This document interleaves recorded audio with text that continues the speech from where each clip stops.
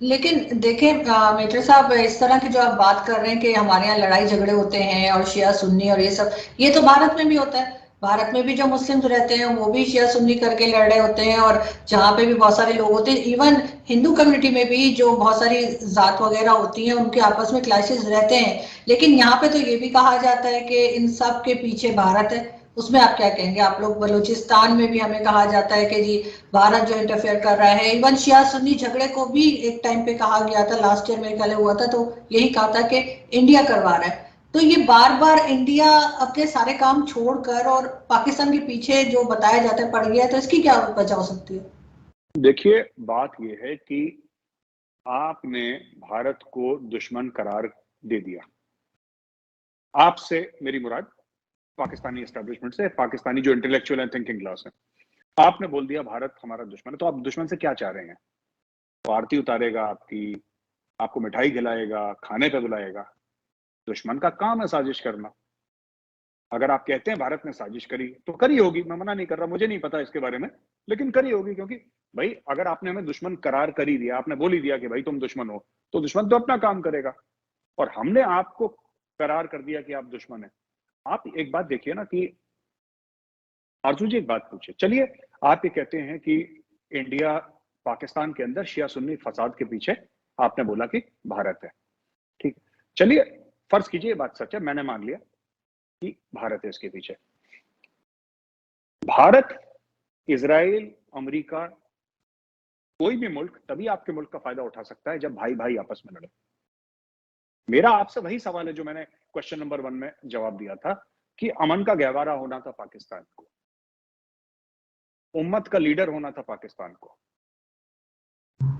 ईमान इतना कमजोर क्यों है पाकिस्तानियों का कि कोई भी बाहर वाला आके हल्की सी चिंगारी लगाता है तो आग लग जाती है? या तो ईमान में प्रॉब्लम है, जो आपके दिल में है ईमान आपका मजबूत नहीं है, ठीक है ना?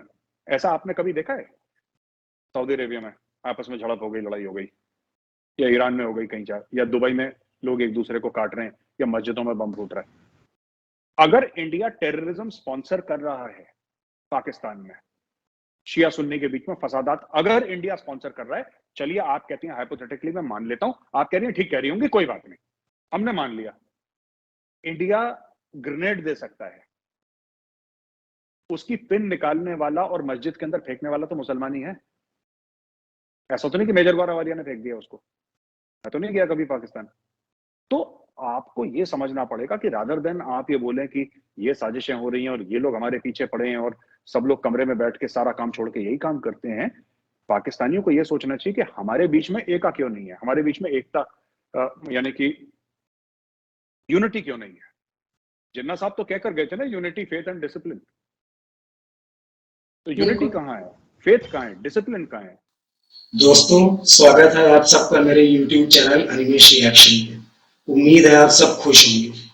फ्रेंड्स, प्लीज मेरे चैनल को सब्सक्राइब करें और बेल आइकन को प्रेस करें ताकि आपको मेरे आने वाले सारे वीडियो की अपडेट्स तुरंत मिल जाए। वीडियो को लाइक और शेयर जरूर करें। पाकिस्तान में तो आजकल आपका बड़ा चर्चा है, क्योंकि आपकी एक वीडियो बड़ी वायरल हुई है जिसमें आपने कहा है कि इमरान खान साहब जो हमारे फॉर्मर प्राइम मिनिस्टर हैं, उन्होंने बहुत डैमेजेस किए हैं पाकिस्तान को और पाकिस्तान आर्मी को। आपके ख्याल से ऐसा क्यों कहा है आपने? आरजू जी, ऐसा है कि जो इमरान खान के बयान थे, शेख रशीद के जो बयान आप देख लीजिए। शेख रशीद, जिस दिन इमरान खान की सरकार गिरी है, तो पूरा जो ड्रामा हुआ है और रात को मिडनाइट पे सुप्रीम कोर्ट आपकी खुली है पाकिस्तान की, जो भी है, उसके एक हफ्ता पहले शेख रशीद कह रहे थे अजीम फौज है, अजीम फौज है। ये अजीम के बिना फौज का नाम ही नहीं लेते थे, अजीम फौज है, अजीम फौज है। इमरान खान ने भी वन पेज बोला। जैसे ये कुर्सी से गए, जैसे ही इमरान खान की कुर्सी गई, वो वजीर आजम से साबिक वजीर आजम बने, उनके सुर बदल गए। ठीक है, पहली चीज तो ये है। दूसरी चीज ये है कि काफी इंडियंस ये समझ नहीं पाते कि पाकिस्तानी फौज है क्या।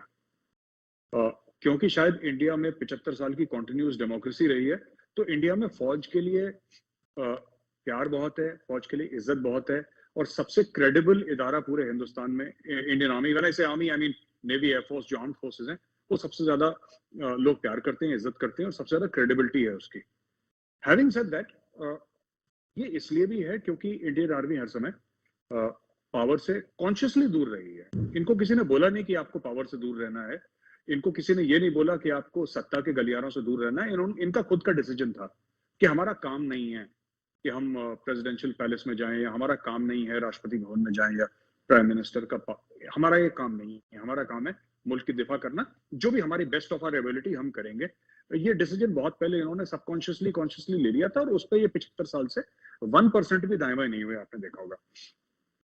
मैं इसलिए कहता हूं पाकिस्तान को डैमेज, पाकिस्तानी आर्मी को डैमेज करे। देखिए आरजू जी, थोड़ा सा आपको बात कड़वी लगेगी, लेकिन बात सच है और कहने वाली है। बात यह है कि there is no Pakistan without the Pakistan army.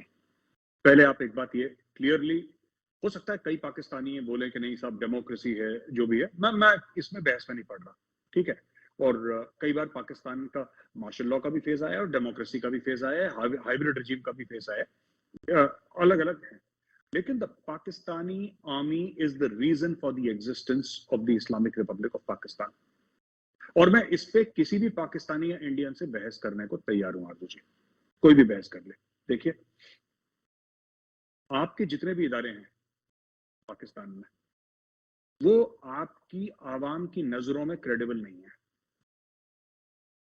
यहां तक कि जब बिजली का बिल इकट्ठा करने की बात होती है, they take help of Pakistan army. मैं ये नहीं कह रहा कि पाकिस्तान आर्मी इसलिए is the reason for the existence of Pakistan क्योंकि हिंदू अटैक कर देगा, यहूदी अटैक कर देंगे, साजिश। मैं उन सब चीजों की मैं उन सब चक्रों में नहीं पड़ रहा, ठीक है। मैं आपको सिर्फ एक कह रहा हूं कि आपका स्टेट है पाकिस्तान, दैट इज 97% और 95% मुस्लिम, ठीक है। इसको इस्लाम का एक अमन का गहवारा कह के बनाया था कि यहाँ पे मुसलमान रहेंगे, टू नेशन थ्योरी, कि हिंदू और मुसलमान एक साथ नहीं रह सकते, रहेंगे तो फसाद होगा वगैरह वगैरह। ये मैं ओवर सिंप्लीफाई करके बता रहा हूं, पर इसका लबोलुबाब यही है कि these are two different cultures, two different civilisations. और हम लोग नहीं मानते, आप लोग मानते हैं, ठीक है, कोई बात नहीं, वो हमारा इख्तलाफात इसमें हो सकते हैं। मेरा ये कहने का मतलब है आरजू जी कि जहां तक पाकिस्तानी फौज की बात है ना, I'll tell you, in a country of which is 95-97% मुस्लिम, आप देखिए, चाहे आप साजिश का नाम दीजिए, आप कोई भी चीज का नाम दीजिए, जितना पाकिस्तान में मुसलमान ने मुसलमान को मारा है, और शायद ही किसी मुल्क में आपस में लोगों ने इतना मारा होगा। कभी शिया सुन्नी के नाम पे, कभी सुन्नी अहमदी के नाम पे, कभी मुहाजिर पश्तून के नाम पे, मुहाजिर पंजाबी के नाम पे। यानी कि in the end everybody who is killing and who is dying, मरने वाला और मारने वाला तो दोनों मुसलमान है ना। अल्लाह रसूल कुरान को तो दोनों मानते हैं ना, जो मर रहा है और जो मार रहा है। ऐसी बात तो नहीं है कि कोई गैर मुस्लिम है। तो ऐसी सूरत हाल में जहां पे ये बोला था कि इस्लाम एक बाइंडिंग फोर्स बनेगा पाकिस्तान का, इस्लाम वो गोंद बनेगा जिससे सब लोग चिपक के रहेंगे, वो गोंद नहीं बन पाया। आपकी गोंद बनी पाकिस्तानी फौज। वो फौज नहीं है, वो एक गोंद है, वो एक ग्लू है जो आपके पूरे मुल्क को जोड़ के रखी है। और जो भी शख्स, देखिए मैं कोई जनरल बाजवा का फैन नहीं हूं।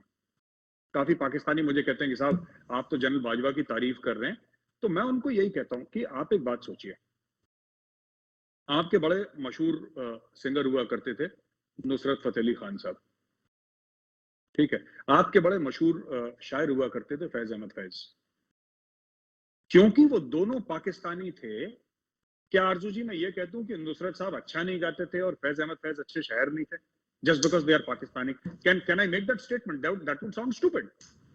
बिल्कुल, दैट वुड, क्योंकि इन लोगों को तो मतलब ऐसा है कि सूरज को रोशनी दिखाना या सूरज को चिराग दिखाना, जो भी मुहावरा है, तो ये तो अपने आर्ट में टॉप पे थे ये लोग। तो जो जनरल बाजवा ने बात करी है इस्लामाबाद सिक्योरिटी डायलॉग्स की, मैं 2-3 साल से फॉलो कर रहा हूं जनरल साहब ने जो भी बातें बोली हैं। प्रॉब्लम ये है कि आपका आर्मी चीफ जो है ना, he speaks like a statement, like a statesman. आपका army chief he speaks like a statesman. And आपका जो साबिक प्रधानमंत्री है, मैं माफी चाहूंगा, मैं ये बात बोल रहा हूं, he speaks जैसे कि पंचायत के इलेक्शन हो रहे होंगे। तो अगर ये जनरल बाजवा की बात ही सुन लेता, ठीक है, तो मोदी जी को तो वैसे ही कि हिंदुत्व है, आरएसएस है, फाशिस्ट है, ये वो, तो इन्होंने तो दुनिया भर की, ठीक है आप हमारी मत सुनो ना, हम तो गैर हैं, हम तो दुश्मन हैं। पर जनरल बाजवा तो आपका आर्मी चीफ है, जनरल बाजवा की सुन लो, बोला क्या जनरल बाजवा ने। अगर मैं कई बार बोल चुका हूँ, आज मैं फिर आपकी शो में रिपीट कर रहा हूँ, आरजू जी अगर मैं होता ना इमरान खान की जगह, तो मैं बनी गाला में जनरल बाजवा को बुलाता, सामने कुर्सी में बैठाता और बोलता, जनरल साहब अब आप बताओ क्या करना है, आप बताओ क्या करना, आप क्या कह रहे हैं बताओ, मैं समझना चाहता हूँ।